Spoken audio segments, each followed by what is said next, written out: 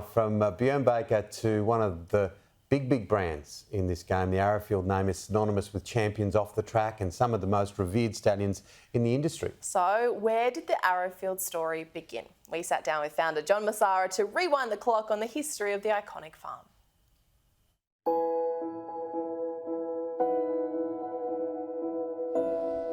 I used to go racing with my parents when they raced one or two horses. I used to enjoy that very much, but in a very serious way, only probably, about 1980.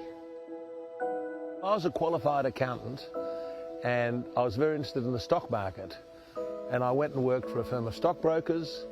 Over time, I then became a member of the Sydney Stock Exchange and ultimately had my own firm. And it's only in 1979, 1980 that I got quite involved in thoroughbreds. I started in a very small way, but what I was going to do was to have a select few broodmares and fillies, and over time build up, but never be too big. That was the key to it. Quality, but not quantity. From wanting to be very small and select, one thing led to the other. We had a few broodmares and we thought, well, we want to be able to look after them. Let's buy into a small farm. So we did that. And then we said, now that we've got a farm, we really should have a stallion to make it economic. So then we got involved in Rancher, the champion 2-year-old of his time, the unbeaten 2-year-old. And then, of course, when you have one stallion, it doesn't make sense if you don't have 2 or 3, because you've got the fixed costs involved with the one horse. So then we did that. And then, of course, the property became too small, so we went to a bigger property. And we had that, in effect, in joint venture with another group, and then we decided, no, we wanted to have our own large property, and that's when we moved to where we are today.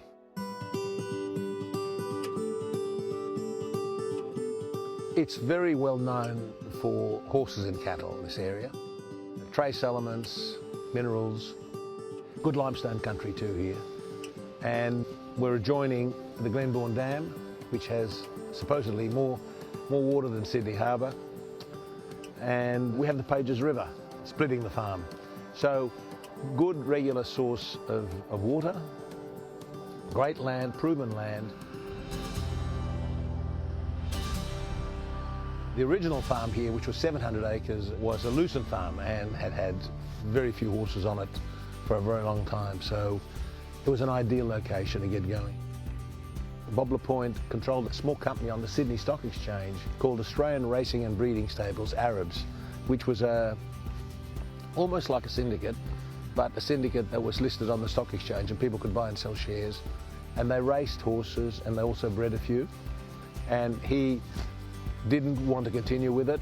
And I met him one day over lunch and he said, look, I'd like to get out. And I said, look, I'm looking for a public vehicle so I could raise more money than I've got, because I think there are a lot of opportunities for expansion in the horse business down in Australia.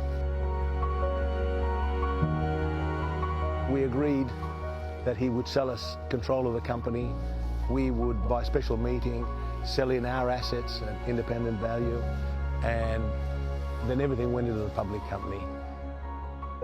One of the things that Australian Racing and Breeding Stables had amongst its holdings was these silks, black and yellow diamonds, which were the silks of George Ryder, who was the founder of Australian Racing and Breeding Stables.